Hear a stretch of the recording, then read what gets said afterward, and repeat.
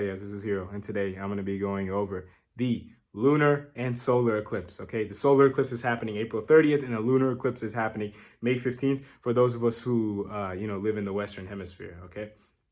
Now, why am I discussing these together? Well, we know all of solar and lunar eclipses is the new moon and the full moon cycle, that one, moon cycle where, Rahu and Ketu is conjunct sun, right? So they're going to occur back to back right now, and they're going to occur back to back again in October, November time later this year. So I like to look at, the cycle overall as a whole when there's an eclipse together, okay? I don't like to look at them separately. As you guys know, in general, when it comes to transits, I like to see how everything is working at a bigger picture, and then determining the spiritual obstacles we can face from there, and seeing the best mindset that we can adapt for that period, and how to evolve going forward after. Okay, so I'll go ahead and get started. So the solar eclipse that's happening, okay, so what sign is this in? So sun, moon, and Rahu are all together in Aries, right? Now, it's only a partial solar eclipse. Why? Because sun and moon are still about 12 degrees away from Rahu, okay? The lunar eclipse that's happening in May, Rahu and sun are like within 5 degrees, okay? I want to even say 2 or 3 degrees, okay? So it's more close, but this one's just a partial, but it's still important. Why? Because sun is exalted in Aries, and a new moon, generally, it's a little bit, can be a little bit more tough, okay? So now let's analyze. So sun and moon and Rahu are all in Aries, which is ruled by Mars. And Mars is in Aquarius, which is Saturn's sign. And Saturn is also in Aquarius as well. And we notice that Aquarius is 7 houses across from Leo, okay, which is sun's sign. So what does this mean?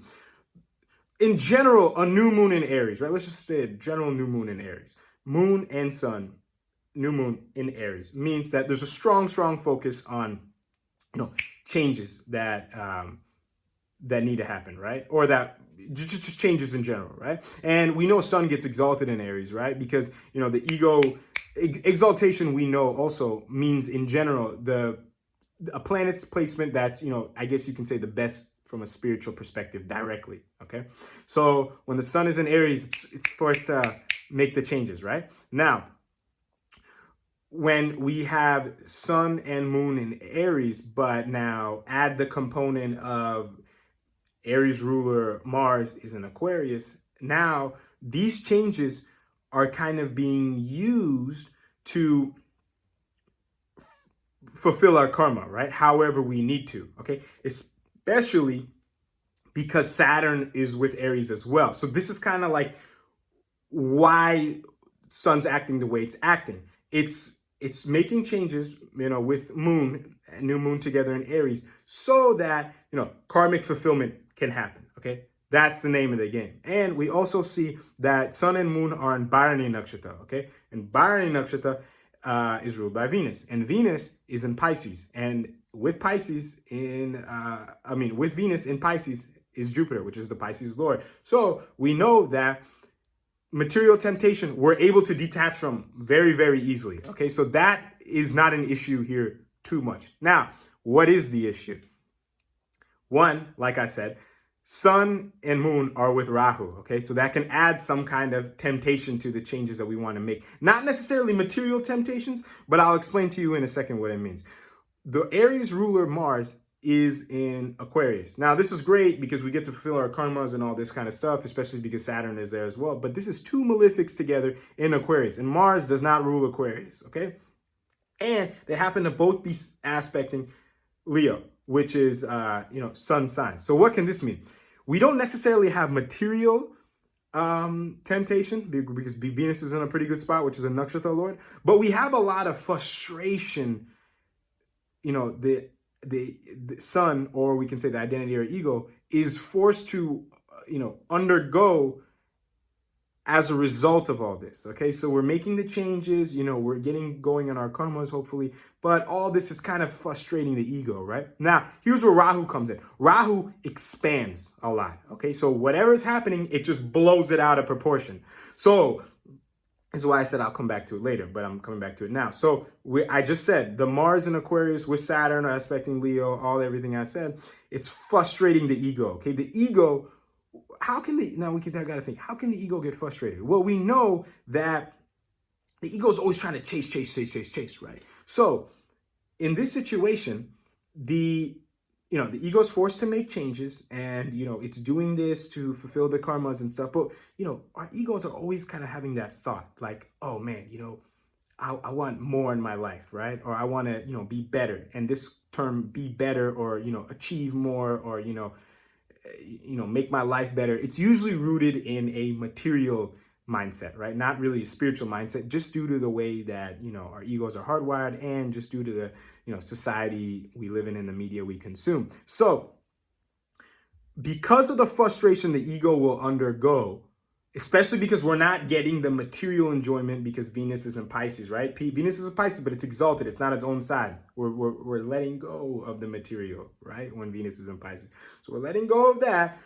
Mars is with Saturn, two malefics, doing its karma, aspecting Leo. So, frustrating kind of our ego and our personal fulfillment kind of mindset, because Moon is there with Sun too, and now Rahu is adding all this temptation, right? So that last portion with Rahu basically represents like, okay, we don't need to overdo the changes to kind of achieve more than our karma requires, right? That's the test here.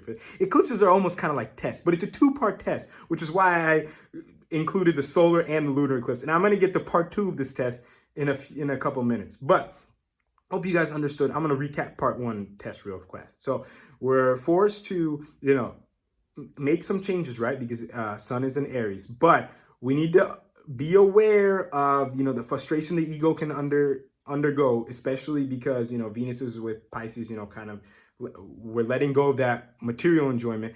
But because our ego is kind of getting frustrated, don't let Rahu kind of chime in on, its energies and kind of, convince us to go above and beyond and do stuff that we don't need to do karmically. Okay, that is the test here. Now, moving on to the lunar eclipse. So the lunar eclipse happens when, Sun is within 3 degrees of Rahu and Moon is within 3 degrees of Ketu, right? Now, this is really interesting because the lunar eclipse that happens on May 15th, Rahu is technically at the 28th degree of Aries and Sun's at the 1st degree of Taurus. Okay, so they're still conjunct, but they're in different signs. Same situation. Ketu is at the 28th degree of Libra and Moon is at the 1st degree of Scorpio, debilitated, right? So now, what does this mean? So I just said part 1 was making the changes that we need to make, but our ego is going to get frustrated because Mars and Saturn is there, but not letting that frustration get to us and feed those Rahu energies of going above and beyond and doing something crazy that we don't need to do, especially from a materialistic standpoint. Here, Sun is even closer to Rahu, but it's in its own nakshatra and it's in the sign of Taurus. So we need to have more of like that stable mindset, right? And Sun is conjunct, within 10 degrees of a retrograde Mercury, okay, which is, it can be kind of tough. So what does this mean? Okay, basically, and the Sun Lord, the Lord of Suns and Taurus. So the Lord of Taurus is Venus, which is still exalted in Pisces, right? So the Sun is kind of focused on stability.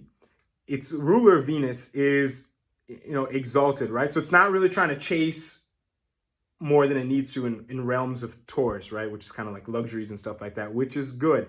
But we still have Rahu conjunct, and now we have a retrograde Mercury conjunct Sun, right? So what does this mean?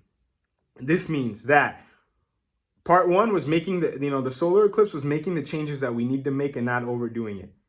Part 2 is not making, too many changes at all, besides what is absolutely required, okay? Because we should have already made the changes when Sun's in Aries. Okay, and keep in mind, this is changes from an ego standpoint, okay? Just an ego, that the Sun is just one energy. So from an ego standpoint, we should have already made the changes we need to when Sun's in Aries. Now, we need to kind of hold on to those changes, okay? But we can't let Rahu and the retrograde Mercury, especially the retrograde Mercury, but also the Rahu, because it's really close, kind of influence and kind of, tease the sun or tease our egos or identities to kind of, make some more changes, because the changes, hopefully, like I said, it was in the best spot to have been done already while sun was in Aries, right? This is why it's always good to look at the whole story continuously, so we can constantly see when's the best time to do, certain things. So as far as the ego goes, we don't need to make any changes, right? But like I said, this temptation is going to be really strong. This is a full lunar eclipse. Okay, so like I said, sun's really close to Rahu, and it has the bonus of having a retrograde Mercury right there. Okay, so just keep an eye out for this. Just in general, so the energies kind of shift slowly, right? So it's not just like, okay, April 30th is the lunar eclipse, and then all of a sudden, April 30th is the solar eclipse, and then all of a sudden on May 15th, you have the lunar eclipse, and just all of a sudden stop doing anything. No, the energies kind of slowly shift, right? So about a week before this May 15th eclipse, I want to almost say like 5 days before, okay? 5 days before, sun kind of goes into its own nakshatra around this time. It's right over Rahu, basically, and this is the date Mercury goes retrograde, okay? So around 5 days before this lunar eclipse, this is kind of when we're really going to want to notice, okay, the changes, we have been making, let's start, calming down, being more aware of, that this could be, for temptation purposes, right? Because sun is moving into Kritika. So our ego needs to understand that, hey, you know what? Let's start kind of wrapping this up, okay? The changes we need to make, okay?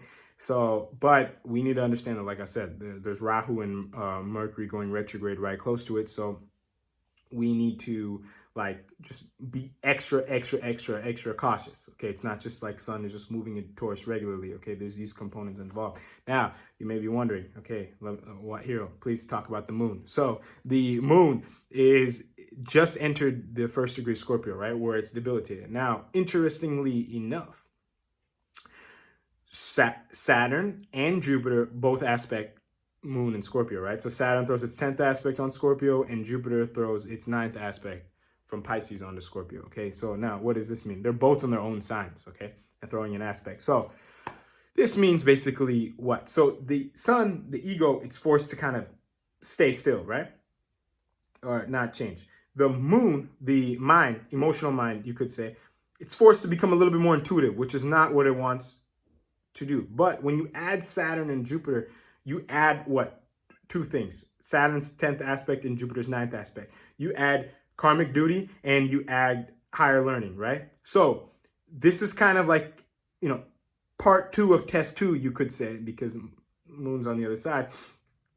That, okay, when the sun, the identity is kind of forced to kind of stay still, the moon is forced to be a little bit more intuitive, but because Jupiter's throwing its aspect, you're kind of going to learn a little bit more, which is great. But Saturn's going to kind of throw that 10th aspect also, which is kind of going to require you to put in a little bit hard work. So it's like, more work, but also more reward mentally if you use this properly and, kind of go within during this time of this lunar eclipse, okay? So, and now, what do we need to go within and resolve? Well, this is technically a full moon, right? Where sun and moon aspect each other. So you want to go within and see, okay, what am I learning about, just being content with everything, right? Because sun is in Taurus, you have a retrograde Mercury in Taurus, blah, blah.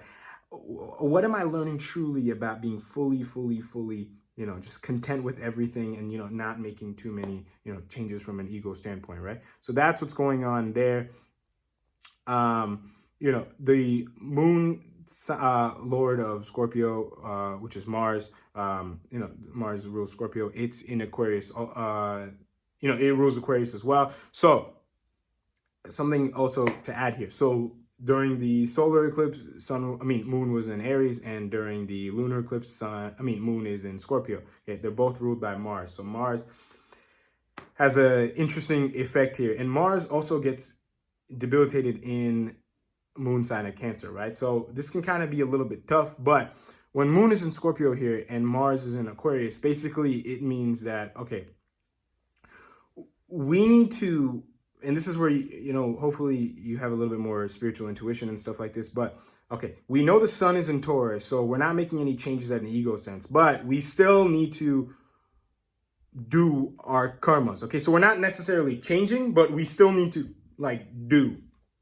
which is the changes in the karma, okay? And like I said, Mars and Sun, they're still in Aquarius. I mean, Mars and Saturn, they're still in Aquarius, so they still throw that aspect onto Leo, okay, which is still kind of going to hamper the identity and still kind of frustrate it a little bit, okay? But this is kind of like what's going on here in general, okay? The solar eclipse, at a general sense, make the changes that we need to, but don't allow your ego to get over frustrated and, you know, fall into Rahu's tricks and, you know, make more changes that are necessary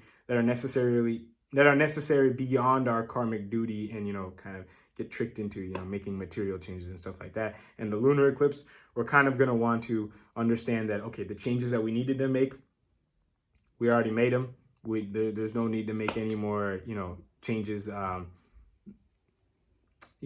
for any other of Rahu's purposes or Mercury's purposes, okay? Especially because, you know, Sun's in Taurus, and it could kind of get, you know, attached to those, Taurus luxury-like energies, okay? And we need to understand that in the lunar eclipse also, that the moon is in Scorpio. So it's imperative that even though we're not making any ego changes and we're still, you know, doing the karmic duty, we're not making any changes, we're just keeping doing that, we're becoming a little bit or a lot more intuitive mentally and emotionally about all of this, and understanding stuff, and possibly having to put in more work and understanding, but understanding more and more and more, you know, throughout this month, you can say, or throughout the middle of this month. And, you know, that knowledge will hopefully last with us, for a long, long time. Okay, so this is kind of the general of what's going on in these two transits. Hopefully I didn't miss anything.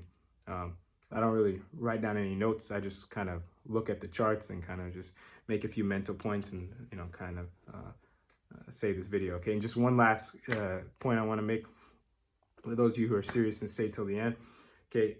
Like I said, I look at the whole story, right? It's kind of like we don't want to look at isolated parts, okay? It's kind of like when you're watching a movie or a TV show or something. You kind of look at everything, right? You look at the plot, the setting, you know, the characters involved, and you kind of, you know, throughout the movie, you make predictions. You know, you might make predictions for the next movie. If there's a sequel, coming out, you might make a prediction on that based off of, you know, the energies that conspired in the movie before, okay? Similar here with understanding transits, okay? We kind of want to continuously look at the story that's going on, understand the energies of all the planets and stuff, and how to do that is basically, like I said, just go within, do meditation, yoga, stuff like this, because the planets' energies are all within us. We are the planets, basically. We are the planets, and we are a combination of the planets, okay? Understand, and then, you know, we can observe everything and look at the continuous story on an ongoing basis, okay? That, in my opinion, we'll probably, you know, stand by this for a very, very long time, probably until the day I die, that, you know, this is the best way to interpret transits and astrology in general, okay? So thank you guys for watching this video. If you have any questions or comments, let me know. And until next time, talk to you guys later. Thank you.